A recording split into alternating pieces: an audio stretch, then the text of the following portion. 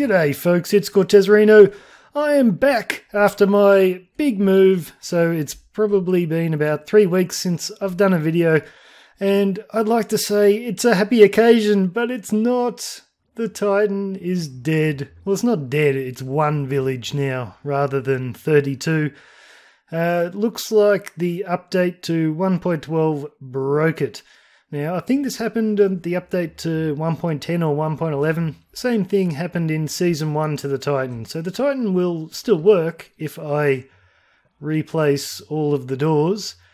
But at the moment, yeah, something about updating breaks the thing. And I'm beginning to wish that I'd built a much bigger storage area than this one. I thought we'd have iron coming for days.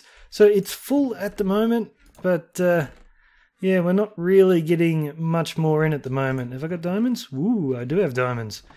So yeah, this is all our iron, which is quite a bit. It usually wouldn't be a problem, but some silly fool has decided to build something massive out of iron. So yeah, let's hope we don't run out. So I spent about a week without internet, so I couldn't get on here and build. And then there was another week where I couldn't record, but I could do a little bit of building. So I've gone ahead and done a fair bit on the old world engine. You can see up there actually, let's get up there rather than me yammer about it from down here. So last time we were up here, I was building these thingos. And I've gone ahead and put glass all the way through. Oh, Gexo had a bit of a tumble. Let's land. So I'm going to put all this glass on. This will be the force field. I haven't done a ton of detail just yet because I don't want to give these legs too much of a personality for the build and then start on this middle section and end up doing something completely different. So I want to build this, see what it looks like when I'm finished, and then maybe incorporate some of the design elements from here into these legs, just so the whole build goes together a bit better. So what have I been doing down here? Well, the first thing I did was add some scaffolding, and I don't mean scaffolding like dirt blocks or netherrack blocks. This is scaffolding to stay. I think it looks pretty cool, you know, just the andesite with the iron blocks, the trapdoors in there. Kind of looks industrial, and this just gives me access to all the area that I'm building in here. I do have to be a little bit worried about spawning spaces for beasties though, because now a creeper can just walk up behind me and blow up all my shulker boxes, so got to be a little bit careful. So what I'm doing now is planning building the walls of the world engine. So I want us to spawn in when people visit the world or when we come back from the end. I want us to spawn in inside the world engine, and I found out you can spawn in on top of this thing, but that won't be an issue. I'll just, when I'm designing it later on, I'll put some slime blocks down there that you can jump off this and land on, so spawning in up here won't be a problem. But I don't want a ceiling, so this thing's got to kind of come in almost like a flower that's opened at the top, but it's still got to look like a spaceship. So I have to make it that that everything sort of moves, and I'll explain what I mean by that. So these big sections on the legs were once part of the walls of the world engine. And when they've extended out, they've opened up this huge hole in the side of the ship so we can look out at the ship from the inside. And I want these walls that I'm doing here to be kind of the same, almost like a transformer would look. A whole lot of different plates and stuff like that that look like they can move in and outs and all over the place. And that way I don't have to worry about measuring out the exact dimensions of this thing and trying to copy it in a big gap in the wall here. I can just do it close enough and say, well, you know, this would have moved out a little bit. So these walls that I'm building on the world engine are not going to be solid. So what I've done here is I've started doing just a bit of a mold, basically. So this will be the inside part of the wall, and I'll do more on this, of course, later on. But I'm going to do an inside part and an outside part. So the outside will probably be like protective plating or something for when it's flying through space or entering the atmosphere. And what I'm going to do for the inside of the world engine is I'm going to build some engines, and I've started putting 3 down there, and we might look at it from the bottom to get a better idea. So I've modelled these babies off rocket engines, and I've got quite a few of them. So I've got one for each corner, and I think they look pretty cool. And I might have to switch into my camera account in a moment so we can get up there and have a little bit of a better look. I've got the engines, in the water. I've got the engines slightly spaced apart there. I think on a real rocket they'd be a lot closer, so it looks a little bit odd. But they're not going to stop here. They're going to go all the way up to the height that I've built those things. So it's going to look very mechanical. So I wanted them a little bit spaced apart just so it looks a bit cooler on the inside. And that's what we're going to do this episode. We're going to continue building these engines up and up and up. And let's jump onto my camera account so we can get a bit of a better look up there. You know, even though the Titan is broken, it's still functioning like a single iron farm. But we do still have the 2 underground iron farms that I built here. And people seem to have forgotten about this. I got all those diamonds over there, but I went and raided these. Gexo's not having a good time. He's building a wither skeleton farm. So I went and raided both of these, and I got a shulker box and a half full of iron blocks out of them. So thanks for the donations, guys, but the free ones were... He's tired of that place. The free ones were going pretty good. So here we are. We can get a bit of a better look up here. So I was trying to think of what to do for a rocket, and basically I just wanted to add some depth. So I've got lots of funny stuff going on here, and then rather than just a flat bit of magma blocks, I've got it going 1, 2, 3, 4 blocks inwards. I think that looks pretty sweet. Yeah, I like the way that looks. And these are going to continue up and up and up. So this is just the bottom. This is the rocket firing sort of blasty piece. But we're going to build up a bit, and then I'm going to do a combustion chamber for mixing the rocket fuel with liquid oxygen or nitrogen or whatever they do. And then we might even do another sort of reactor chamber up the top, and it's going to come up, up, up, up, all the way up to there. So when we're inside here looking at the walls of the world engine, we're not going to look out at a cool leg there and then just see a flat wall here. It's going to be machinery all the way to the top. And I'm just going to take the approach with these walls. Like, I don't know how it's going to look in the end, but the approach I'm going to take is just putting in detail, layers and layers of detail. So like in these legs here, these wheels, you don't really get a very good look at them from any direction really, but when you come up nice and close, I've spared no expense. Everything has been done in here. There's detail all the way through. I haven't just gotten lazy like I sort of have with this glass, but that's going to start looking a bit better later on. And the same with these big black plates. I'll probably do a little bit of something with them later on. Not sure though. Check out this, all the spawning spaces I've gotten rid of here. Got carpet on everything. But I'm getting distracted. So we'll probably just do the rockets in this episode, and they are going to be pretty big, so that's going to be an episode's worth. And then the episode after that, I've got to design some sort of outer shell for the ship. And I don't want it to just be a boring black like I've got going on up there. I've got to put a bit more detail into it, and they've got to look like a series of plates that can move around. And it'll look a little bit weird if the engine just stops here in this big flat sort of area. So I'm going to have some more plates coming down, almost touching the ground here, just to give this thing a cone-shaped look. And I'm kind of getting my inspiration from an acorn.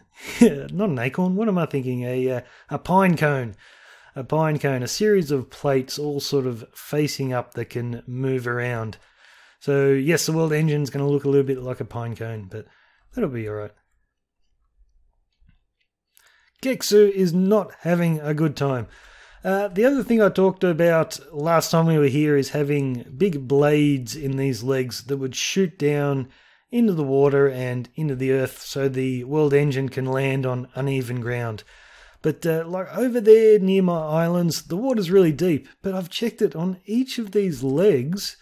suddenly it gets really shallow, and you can't really see there, but look, it's really shallow here, and it's about the same depth where each of the legs is touching the water. So I might change my design a little bit for that, since the world engine has basically landed on even ground just by coincidence. But yeah, we're not doing the legs this episode. Let's get to work on these engines, and I think first we're going to do the liquid oxygen, nitrogen, rocket fuel, whatever, mixing chambers. So I've been building this up a little bit, and this isn't the mixing chamber for the fuel and the oxygen. This is just the tube that will supply the power to our rockets down there. And I really like this. It kind of looks like a fuse. So 3 giant fuses, but like I said, I'm going to be building this up and up and up. So we're going to put the mixing chamber on top of these guys. With all the magma blocks I've been placing in this, I've been putting torches on them and breaking the torches so they'll absorb the light level, because I want this thing to glow at night time. So it only makes sense for this mixing chamber that I have some lava churning around. I think it'll look pretty good, so I'm just going to put glass walls on this, and yeah, we'll get the lava flowing. So I'm going to place the lava just in that gap in the ceiling there, and it'll flow down on top of this pole, and I've got some bits of glass on the edge of the pole there just so the lava will fan out a bit and move around, and you won't be able to see any of that once it's done. So let's hope I haven't left a gap in the glass. Otherwise we'll be down at the ocean cleaning up all the cobblestone. Okay, let's get a look from down below. Yeah, I think that looks pretty cool. Now I've just got 11 more to build, and then we'll start work on some more tubes leading into the top of that, and another sort of reactor core where all 3 of these will join together. So I thought to myself, I've got so much quartz in this world, yeah, I can incorporate quartz stairs into this build. Nah, I've run out already. So that's what we're doing now. I'm down really, really low. What are we at? We're at Y9 in the nether. I'm down at this height because quartz will spawn from level 7 up, I think. Oh, here we go. And down here, I think I'm going to run into less lava, hopefully. But also, I've got my potion of fire resistance on, so I can mine super quick, and I don't have to worry about mining straight off a ledge and then having to find my way back up. So yeah, this is going pretty quick, I guess. And I've also run out of andesite, and I ran out of my old speed mining areas a while ago. That's where I used to go back to get my andesite.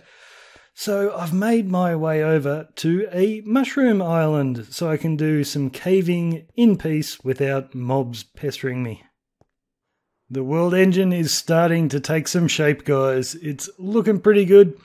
Now, I haven't finished this bit because of all the resource gathering I was doing. I wanted to have all four of them done, but 3 will have to do. I think I've got 3 fully completed. So you can see the tubes there go up, and then all connect together, and we're starting to do the extra reactor bit. And I don't think I'll do the bit on the top just yet, because that's where the walls of the world engine are going to start curving back in toward the center. And I don't know what kind of room I'm going to have yet, so we'll leave that until next episode, I think. But let's do the old switcheroo into the camera account, and we'll fly up there and take a peek. So this is looking very cool, I think. Now I've got these tubes coming up from these mixing chambers a lot higher than the tubes below, just because it's supposed to be looked at from down below. And I think at that angle it looks a little bit more normal, but when you come up here it does look a little bit strange, these huge tubes coming up.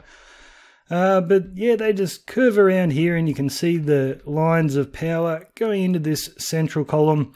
And up the top, I'm going to have some sort of laser beam reactor thing going on here. So there'll be another one of these, or something looking vaguely like that above, shooting a beam down into there. And that's where all the magic happens. And just for a bit of extra decoration, I've put some maintenance platforms in here hanging from the tubes. So we've got some doors here that you can't open, but that's where they would go in to do their maintenance and cleaning, and you can't actually access this platform from anywhere. It's just for decoration, but yeah, I think it just adds a little bit to the build. So we're going to leave it here for the episode, guys. I haven't got the last one of these finished yet, but I can do that off camera. This episode has been a long time coming, so I really want to get it out. But I have some very exciting news. Something big is coming. Me and my buddy Dragon Tech are teaming up again. We're dusting off the old Dragon Skies server, but it's not going to be modded this time. We're going vanilla. Now, this doesn't mean that my amount of content on the Diamond Society will slow down. It just means that we're going to have more content overall on the channel, and it's always fun teaming up with Dragon Tech. But this time, guys, it's not just going to be me and Dragon Tech. We are getting some company. A few of Dragon Tech's mates and a few familiar faces will be joining us. Now, the seed of this vanilla Minecraft world is what I am really, really excited about. I spent 7 hours the other day going through literally thousands of seeds until I found exactly what I was looking for. So it's going to be lots of fun. I really want to show you now, but it'll have to wait. We'll be starting in a couple of weeks, and it's going to be so much fun. And it's going to be very different content to what I'm doing here on the Diamond Society. Because of the seed, I'm going to be getting back to my roots, much like what I was doing on my single player world way, way back in the day. But you'll have to wait and see. It's going to be very, very cool. You're going to have to trust me on this. So cheers from me, guys. I'm Cortezerino. See you later.